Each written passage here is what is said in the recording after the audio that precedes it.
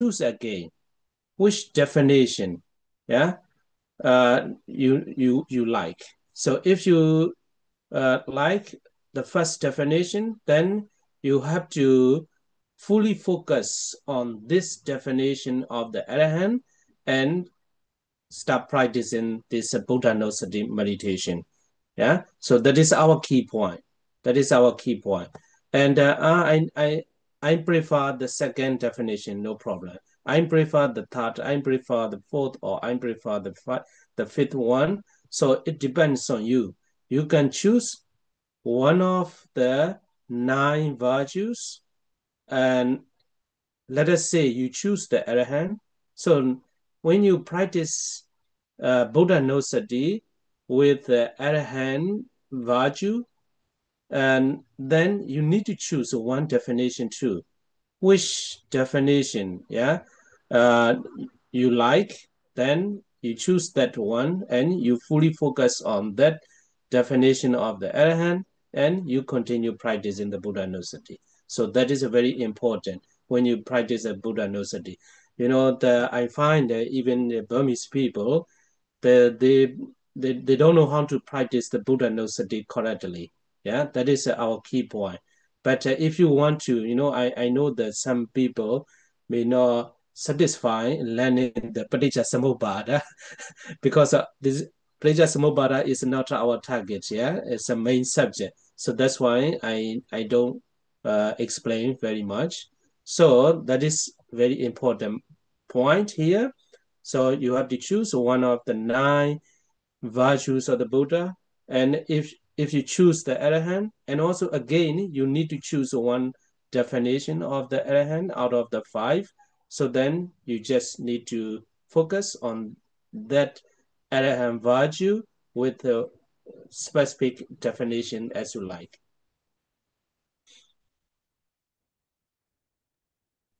Như vậy thì chúng ta đi qua được năm nguyên nhân, năm cái khái niệm là Đức Phật đã có ân đức A La Hán.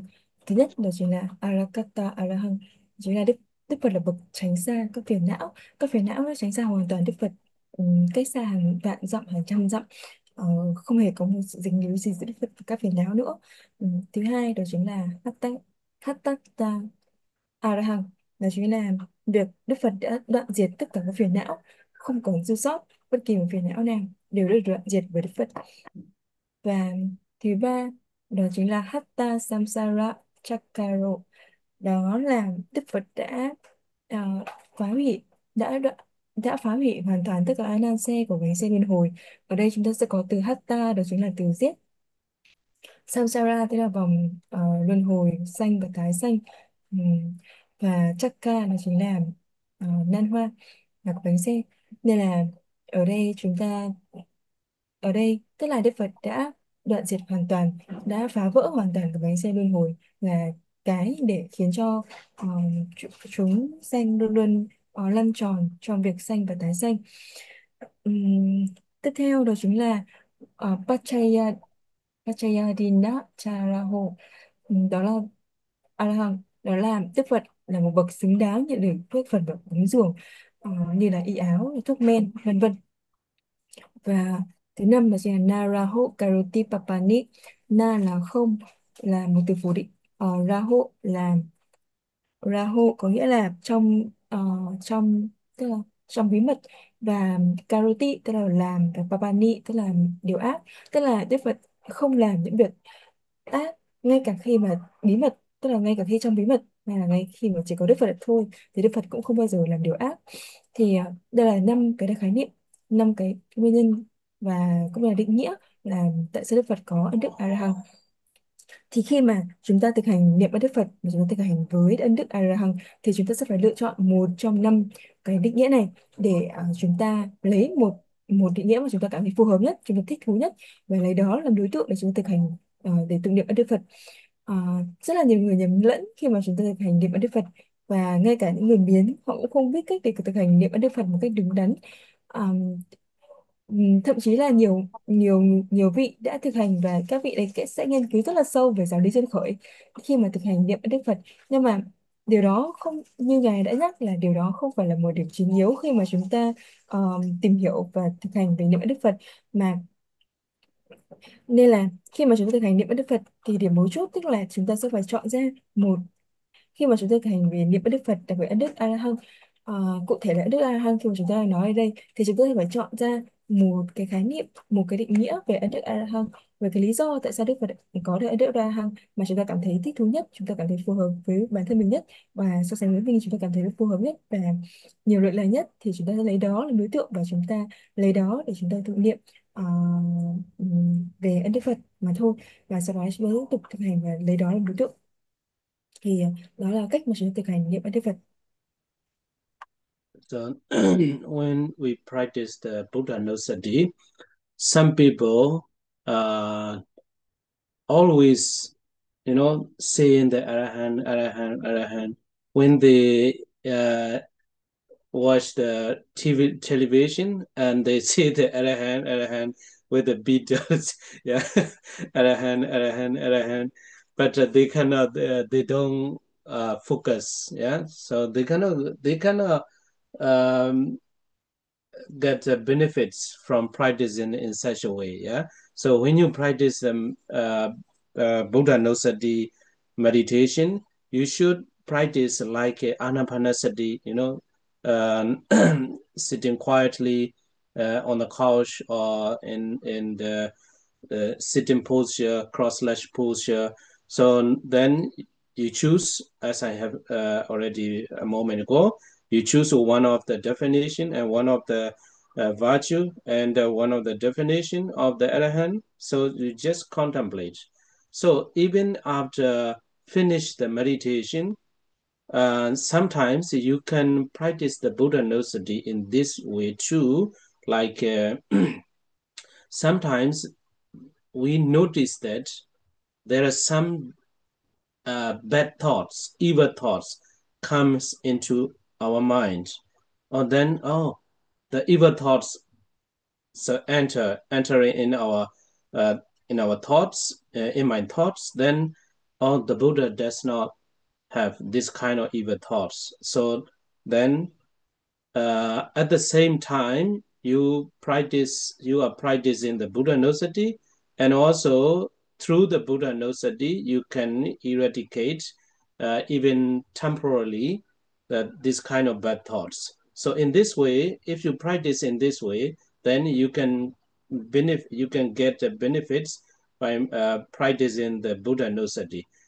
Sometimes when we are sitting alone, there are some bad thoughts to harm other people or something like that. Bad thoughts comes in. So then you can remember this definition of the Arahant or the Buddha never does evil, never does a secret evil, something like that. So in this way, if you remember this kind, if you practice in this way, so then you can get very good benefits from practicing the Buddha Nosati. So the more you practice in this way, the more your mind, you will know that you will be aware that your mind will become more clear and clear. So then we can say you get the benefits from the practice in the Buddha Nosati. Ừ. Và ừ, khi mà chúng ta thực hành niệm Ân Đức Phật thì cũng tương tự như chúng ta thực hành niệm hơi thở, thì chúng ta sẽ ngồi một cách ngồi ở một nơi yên tĩnh, dựng thẳng, chọn ra một cái khái niệm, là một cái định nghĩa về Ân Đức A La Hán mà phù hợp nhất với bản thân mình, và lấy đó làm đối tượng để chúng ta thực hành niệm, giống như thực hành niệm hơi thở. Đó là cách để chúng ta thực hành niệm hơi thở. Tuy nhiên khi mà chúng ta kết thúc thời thiền của chúng ta thì chúng ta có thể thực hành niệm Đức Phật vào trong cuộc sống hàng ngày của chúng ta. Ví dụ như là khi mà chúng ta nhận diện ra là chúng ta đang có một suy nghĩ bất thiện khởi lên trong tâm, thì vì chúng ta đang thực hành niệm ân đức Phật nên chúng ta sẽ thấy là ồ, tôi đang có một suy nghĩ bất thiện ở trong tâm, và Đức Phật là một người đã diệt hoàn toàn đoạn diệt hoàn toàn tất cả những suy nghĩ bất thiện ở trong tâm của Đức Phật. Vì vậy mà à, vì vì chúng ta tưởng nhớ đến ân đức Phật là ân đức của Đức Phật, tức là người đã tránh xa tất cả các phiền não và người không bao giờ xuất hiện những cái tâm bất thiện ở trong mình nữa, thì ngay cái trong lúc đó khi mà chúng ta phát hiện ra điều đó và chúng ta nhớ tưởng về ân đức Phật đó, thì chúng ta một cách tạm thời chúng ta đã làm mất đi cái suy nghĩ, mất đi cái suy nghĩ xấu đó, chúng ta mất đi cái ý nghĩ bất thiện đó, đồng thời thì cũng là lúc mà chúng ta đã vừa thực hành được niệm ân đức Phật và cũng vừa làm mất đi tạm thời cái suy nghĩ xấu đó. Thì đó là một cái lợi ích mà lợi lạc rất là lớn khi mà chúng ta thực hành ờ, khi mà chúng ta thực hành niệm ân đức Phật và áp dụng trong cuộc sống. Hay là khi mà chúng ta đang ngồi ở một mình, đang ngồi một mình ở đâu đó làm gì đó, chỉ một mình mà thôi, và khi đó một mình và chúng ta khởi lên một cái suy nghĩ xấu nào đó, mong muốn là hại ai đó chẳng hạn, thì khi đó chúng ta sẽ tưởng nhớ đến ân đức Phật và chúng ta nhớ đến ân đức của Đức Phật về cái định nghĩa thứ năm, rằng là Đức Phật không bao giờ làm điều xấu, ngay cả khi mà bí mật, ngay cả khi mà chỉ ở một mình, Đức Phật không bao giờ làm điều xấu. Thì hiện tại thì mình đang ở một mình và chúng ta đang có một suy nghĩ xấu, và chúng ta Đức Phật thì không bao giờ có những suy nghĩ bất thiện đó, thì khi mà chúng ta tưởng nhớ đến ân đức Phật đó thì chúng ta sẽ có một cái lợi lạc, lợi lạc, lợi lạc cho mình. Chúng ta sẽ một cách nào đó chúng ta sẽ kìm nén và chúng ta sẽ làm biến mất được cái suy nghĩ bất thiện của chúng ta khởi sanh khi mà chúng ta ở một mình đó. Thì đó là lợi lịch, còn là một lợi lạc rất là lớn khi mà chúng ta thực hành niệm ân đức Phật, và dần dần khi mà chúng ta thực hành một thời gian chúng ta sẽ cảm thấy có một sự rõ ràng hơn, và khi mà chúng ta thực hành niệm ân đức Phật và chúng ta sẽ có nhiều lợi lạc hơn. Let me emphasize it a little bit more again. Uh, uh, according to my experience in teaching, some students, we finished the other hand, the Buddha Nossati, but after sometimes they forgot. They forgot. Some people ask when some people ask, they don't know how to explain it. So that's why let me emphasize.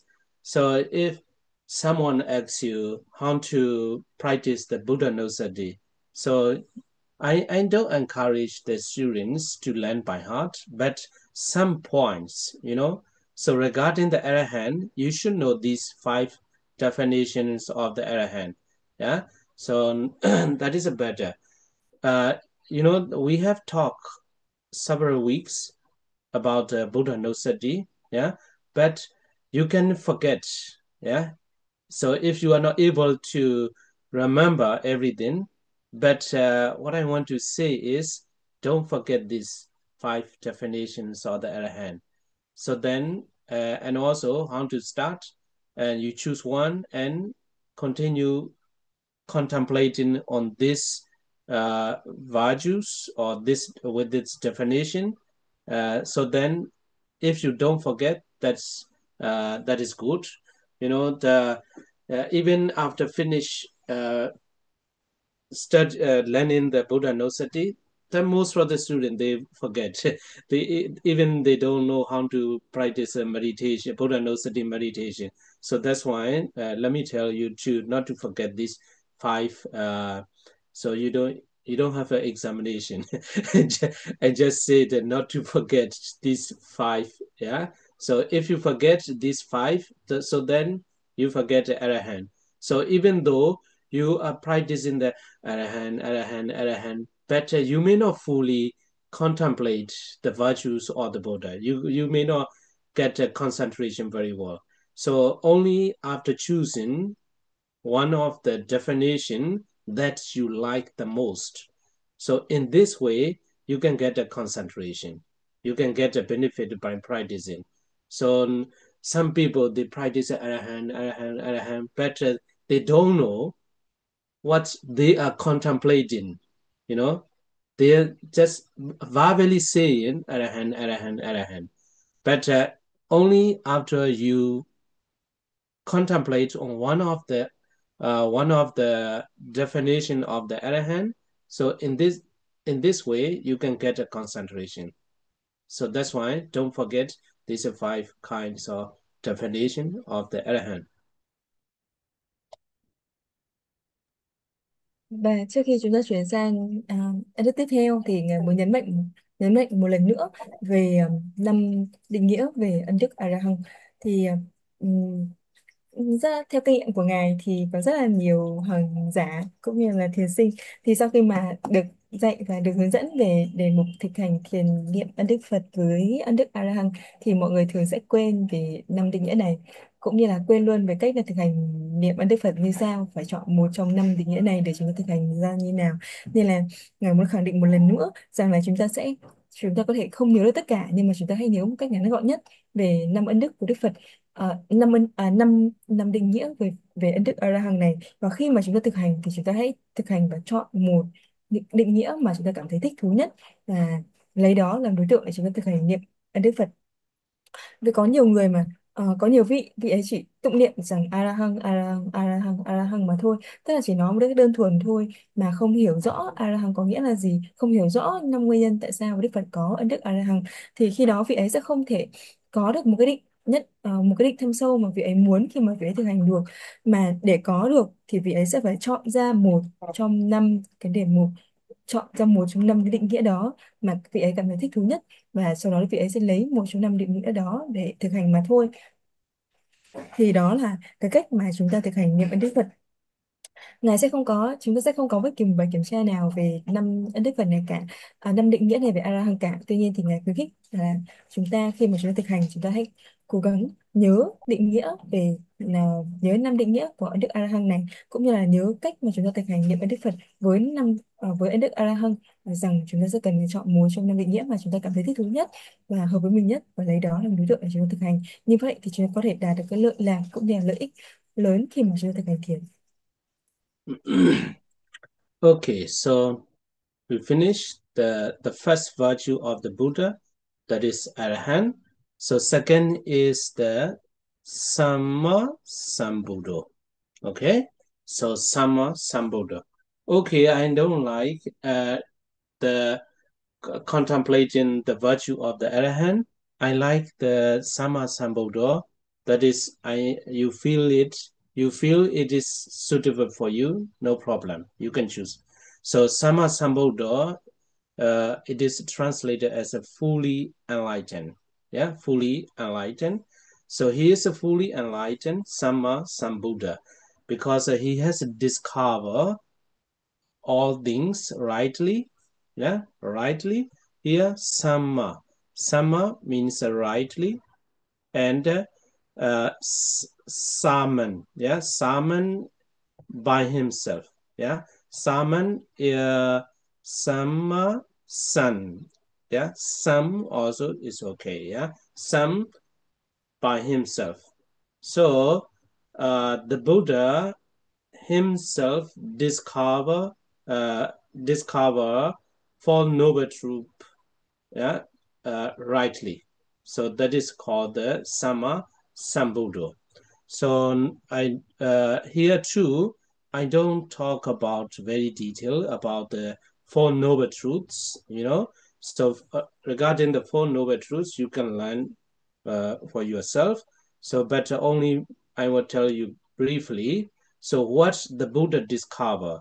So the Buddha discover or know, yeah, what the Buddha know, yeah, or what the Buddha discover. The Buddha discovered the Four Noble Truths. So the first is dukkha sajja, yeah, suffering, yeah, noble truth of suffering, and so noble truth of suffering he fully understood. And second, the origin of the noble truth of the origin of suffering he has fully abandoned. And the third, the noble truth of the cessation of suffering, Nirodha Sajja, he has fully realized. And the fourth is the noble truth of the path leading to the cessation of suffering. It is called the Magga Sajja. He has fully developed. So that is a Sambuddha. So briefly to say, what is Sambuddha? And the meaning is the Buddha has discovered the Four Noble Truths, And the Buddha has fully understood the noble truth of suffering. He has fully abandoned the noble truth of the origin of suffering. He has fully realized the noble truth of the cessation of suffering. And he has fully developed the noble truth of the path that leads to the cessation of suffering. So that is called Sambuddha. Và chúng ta đi đến ân đức tiếp theo của Đức Phật, đó chính là Sambuddha, đó chính là chánh đẳng giác. Thì với một số hành giả đó nghĩ rằng là ân đức A La Hán sẽ không phù hợp với hành giả, thì hành giả rất có thể lấy ân đức Sambuddha để thực hành, điều đó không sao cả. Thì ân đức Sambuddha ở đây tức là có nghĩa rằng ngài là bậc chánh đẳng giác, vì ngài đã biết, là Buddha đã biết mọi sự vật một cách rất là chân chánh, rất là đúng đắn, gọi là Samma, và do chính tự ngài giác ngộ, chính là tự ngài. Ở đây tự mình thì là Sam hay là Sammang, ở đây tức là từ Samma nghĩa là đúng đắn, là chân chánh, và Sam tức là tự giác ngộ, và Buddha tức là ngài đã biết, người bậc đã giác ngộ. Thì ở đây thì Sambuddha có nghĩa là bậc chánh đẳng giác. Tức là ở đây thì mọi pháp đều được ngài đã tự mình khám phá, tự mình biết, thì mình một cách rất chân chắn ấy. Ngài đã biết và thắng chi được những pháp cần phải thắng chi, tức là bốn đế. Tức ở đây thì ừm, muốn nói đến việc là Đức Phật là một người tự giác ngộ. Ngài đã giác ngộ về điều gì, ngài đã phát hiện ra điều gì, tức là ngài đã phát hiện và nhận biết về tứ đế, về bốn sự thật cao thượng. Ở đây tức là ngoài việc là đã nhận biết và biết về tứ đế, thì ngài đã hoàn thành phận sự của mình đối với tứ đế, đó chính là với khổ đế thì ngài đã liễu truy các pháp cần liễu truy, tức là ngài đã hiểu rõ hoàn toàn về về khổ đế. Ngài đã đoạn tận hoàn toàn về tập đế, về đoạn tận hoàn toàn các nguyên nhân sinh khổ, về về về diệt đế, tức là ngài đã chứng đắc cái pháp cần chứng đắc, tức là diệt đế. Và ở đây tức là ngài đã tu tập những pháp cần tu tập, tức là đạo đế, là con đường dẫn đến sự đoạn diệt tất cả những khổ đau đó. Thì ở đây là Đức Phật là một bậc tự giác ngộ, ngài đã giác ngộ ra tứ tứ đế, và đồng thời ngài đã hoàn thành các phận sự mà cần thiết đối với tứ đế. Tức là đối với khổ đế, ngài đã liễu truy được các pháp cần liễu truy; đối với tập đế, ngài đã đoạn tận các pháp cần đoạn tận; đối với diệt đế, ngài đã chứng đắc được các pháp cần chứng đắc; và với đạo đế, ngài đã tu tập được các pháp cần tu tập. Thì đó là những ý nghĩa giải nghĩa cho ân đức thứ hai, đó chính là Sambuddha. So compared to the first virtue of the Buddha, A La Hán, Sambuddha is not very easy one. So you may notice that. So only after you have learned a lot, and only after you have practiced a lot, only after you have the attainment, you have attained some level of meditation, as a samatha and vipassana meditation, you can contemplate this, because you don't know deeply the Four Noble Truths. So then how you can contemplate on the Sambuddha? So some people practice the Sambuddha, but they don't get a concentration, because they don't understand how the Buddha discovered the Four Noble Truths. So, and also the nature of the Four Noble Truths, or the links, or the profound teachings of the Four Noble Truths, you don't understand. So then you cannot get a concentration. Better you might have some peace of mind, that is when you sit quietly and contemplate on something, and you might have that some level of peace to some extent. But compared to the A La Hán is very easy. Yeah, so like for very basic level people, the worthy of requisites, yeah, the worthy of paying respect. This is very easy. And also knows the Buddha does not do any secret evil or something like that. Yeah. So and also the Buddha has already described all the defilements, something like that. A La Hán is very easy, but as long as you don't understand the Four Noble Truths really, yeah, really. I don't mean that you reach the at least Sotapaddi Magga. I don't mean that, but uh, not very easy to understand the Four Noble Truths. Yeah, so that's why it might be difficult compared to the Arahant.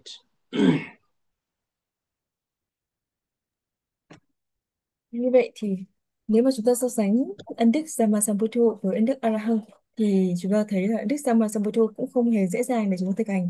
Vì để chúng ta hiểu được rõ về ân đức Sammasambuddha thì chúng ta sẽ cần phải có một cái mức độ định, tức là một mức độ kinh nghiệm về thiền định và thiền tuệ nhất định để chúng ta hiểu được về tứ đế.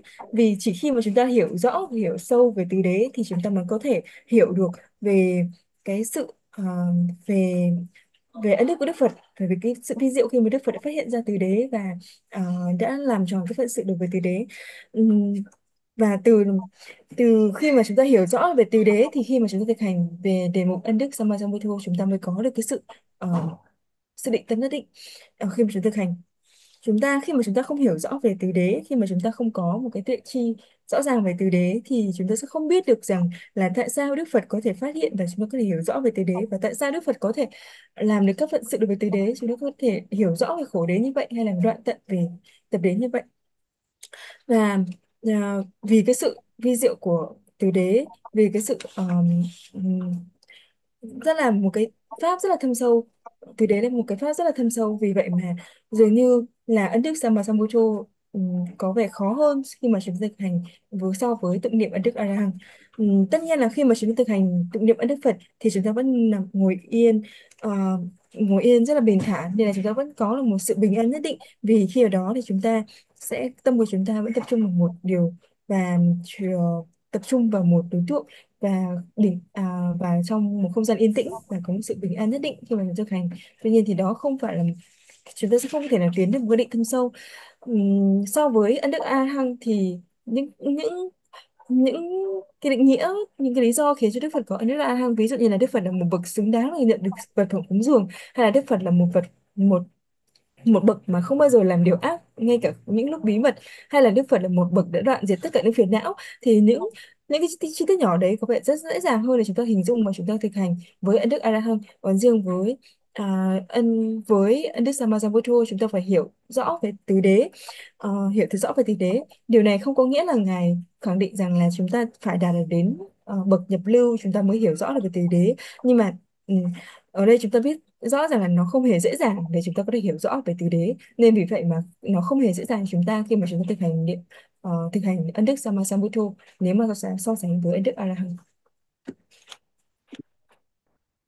I remember my Dhamma talk in Myanmar. In the company, they invite me to give some Dhamma talks, but I don't know why I'm talking about the Four Noble Truths, about the Buddha, and I have an idea to give that Dhamma talk, to give this title. So be a small Sambuddha, be a small Sambuddha yourself. So I may translate in this way. So my point is they also get some idea, they understand very well, not only about the Buddha, but also they can how to say, remind themselves, like so my point is, so you are living at home, you have a problem, so how you see your problem, so that is my that is what I want to highlight it. So the Buddha, when he look at the problem, so he approached that problem with the 4 points, or with the 4 noble truths. So what is the problem? Yeah. So what is the problem? So the Buddha see the problem. Yeah. So the first noble truth, said accept that is a problem. And the second, the second is how this problem arise, how this problem happen in our family, in our company, in our school, something like that, in our city. So that is you assertion, you are finding the origin of the problem, origin of the problem. So next is there is any cure, or it is any we can expect the not to have this kind of problem anymore. This is looking at the Nirodha Satya, cessation of the suffering, cessation of the problems. So how we can overcome this problem in our family, in our school, in our city, so something like that. So the more you are able to solve the problems with this aspects or perspective or designs of the Four Noble Truths, so then the more you are near to the Four Noble Truths, to understand the Four Noble Truths. So that's why if you are able to solve the problem in this way, following the Buddha's Four Noble Truths, so then you are the partially or small Buddha, small Sambuddha. I mean, so I'm giving the Dhamma talk in the company. It's around 200, around 300, 300 workers. So that's why. Uh, that's why I gave this title. So here too, I can tell you like, if you remember, that's what I talk at this one. So then if you have the problem, remember the Buddha. The Buddha, how the Buddha approached the problem. So then you replicate the ideas of the Buddha. Oh, what is the problem? You find the nature and the reality of the problem. So what is the origin of this problem? Is there any cure, or it is I can expect so without this problem? And also, is there any way, or is there any way to uh, to um, to remove this problem or something like that? So if you trying to practice in this way, if you're trying to solve the problem in your family, in your school, so in wherever, then you are a small Sambuddha. That's what I mean. Not like realizing the Four Noble Truths. It's not like that. But a small Sambuddha, according to this title too, you can practice in this way. So at the same time, you solve the problem, and you remember the Buddha, and you are practicing the Buddha Nossati of the Sambuddha. Và về ân đức này thì Ngài mới chia sẻ một câu chuyện. Ngài đã từng tới để giảng dạy Pháp một buổi Pháp hội ở trong một công ty gồm có 300 công nhân. Thì à, Ngài đã đặt tiêu đề cho um, buổi giảng Pháp đó chính là Small Sambuddha, tức là bậc chánh đẳng giác nhỏ. Ừm, thì Ngài sẽ chia sẻ một chút về tại sao Ngài lại đặt một cái tên gọi như vậy cho buổi giảng Pháp đó. Thì cái ý tưởng này thì ngài khởi lên để ngài ngài muốn là các người nghe, các vị người nghe họ sẽ hiểu rõ hơn về Đức Phật, cũng như là họ có thể áp dụng trong cuộc sống. Thì khi mà chúng ta ở trong cuộc sống gia đình, hay là trong cuộc sống có công ty, hay là trong công việc của chúng ta, thì chúng ta luôn luôn gặp những vấn đề nhất định.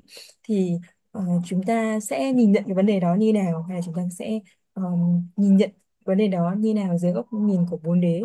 Thì cái việc này thì ngài muốn nhấn mạnh một chút, chúng ta sẽ liên hệ một chút về đến tứ đế. Tức là chúng ta sẽ tiếp cận một vấn đề giống như cách mà Đức Phật đã tiếp cận một vấn đề.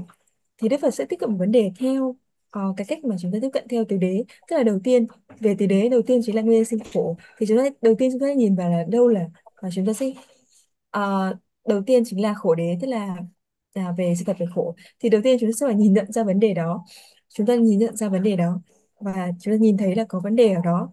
Thì thứ hai chúng ta sẽ cần nhìn nhận xem là đâu là nguyên nhân khiến cho cái vấn đề đó nảy sinh, chính là nguồn gốc của cái vấn đề đó là ở đâu.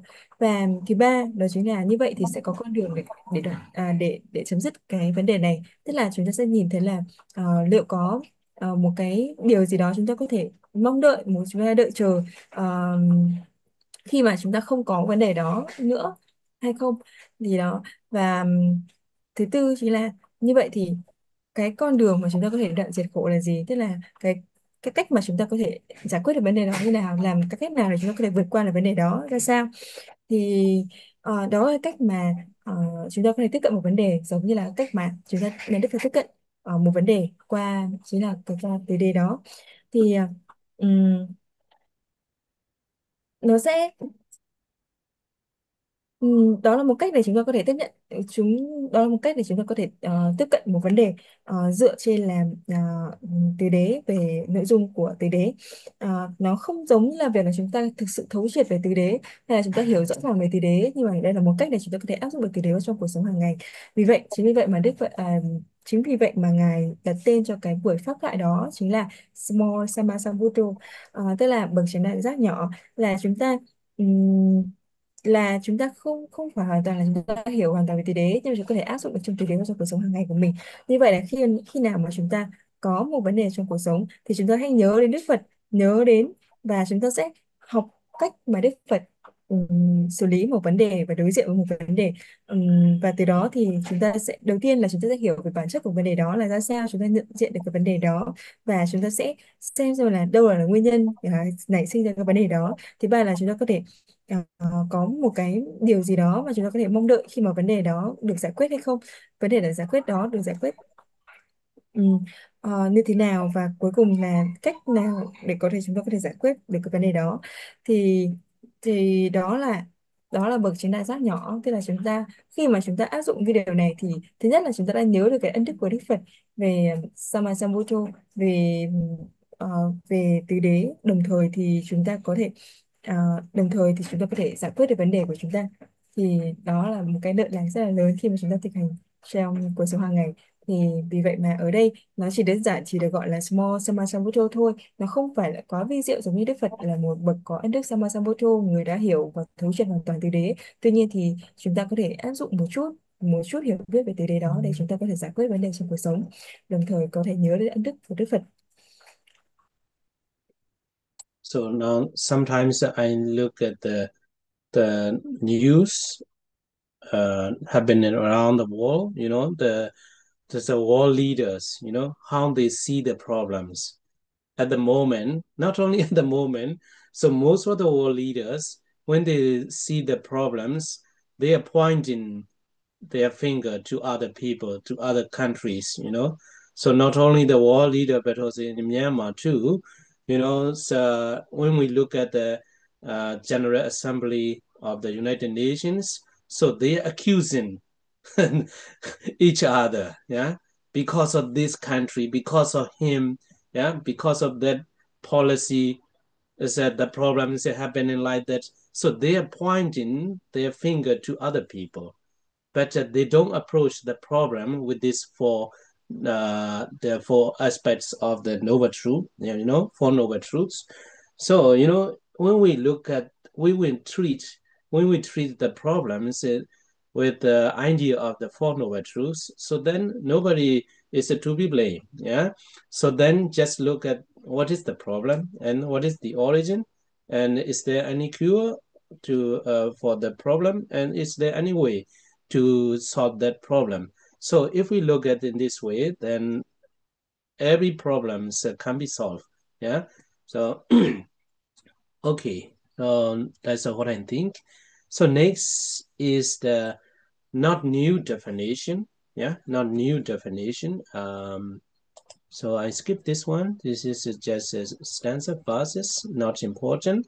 So this one also not new, but showing very detailed. Yeah. So we have said it has been stated that the Buddha has discovered all things rightly by himself, step by step. Thus, the I is the truth of suffering. So this one too, I don't say I don't explain very detailed. So but the general overview is the Buddha discover, yeah, the niche discover everything, yeah, every phenomena uh, with the Four Noble Truth, yeah, with the Four Noble Truth. For example, the first, the I. So the Buddha has an I, everybody has the I. So the I is the truth of suffering. It is just a result, yeah. So just a result of the karma or something like that. So the I has a lot of problems, you know. So, but there is a very good point, yeah. So that is not very easy to understand, yeah. So let's look at first. So the I is the truth of suffering. So the prior craving that originates is by being, its root cause is the true origin. So why we have this I? So the craving, we want the eye to see. We want our eyes beautiful. Yeah, that's a very good power. Yeah, healthy. So so that craving, that desire generates that the eyes. So generates the karma. If you want to get very beautiful eyes and beautiful eyes, you have to do this kind of good deeds. You have to behave well or something like that. So then you follow this action, and as a result, you get the eye. And next is the non-occurrence of both is the truth of suffering. Okay, I don't want the eyes anymore. So don't focus solely on the eye. Yeah. So the whole body. This is step by step, part by part. Yeah. Uh, part by part. It is a best translation. Yeah. Part by part. Looking, analyzing part by part. So you mean for the non-Buddhists or some people who don't know the teachings of the Buddha, they might think, "Hey, what is that?" you know. So it is that showing the Buddha discover part by part. So the first is the I. Okay, so non-occurrence of both. There is no I, no craving, and so then I mean that you don't have the craving or desire to get the I, so then no eyes. So that is the non-occurrence of both. And the way that is the act of understanding cessation is the truth of the path. So, and you know the way that leads to non-occurrence of both. So the Buddha approached the I problem with the Four Noble Truths. So not only the I, yeah, so it's a part by part. And in the case of ear, nose, tongue, the body, the mind, so five aggregates finish. Yeah. So you need to look at the everything, yeah, not parts, yeah, partly, yeah. Okay, so then um, so, we can say the overall. Yeah. So five aggregates is the truth for suffering in this way. Yeah. So primal craving that originates the five aggregates is the truth of origin. So non-occurrence of five aggregates is it's a noble truth of cessation. Nirodha Tessa. We reach the Nibbana. And the way that leads to the non-occurrence of the five aggregates is the path Magasaja. So it means that, yeah. So some people they don't understand the irony is it the true suffering or something like that. Yeah. So don't look at that. It is showing part by part.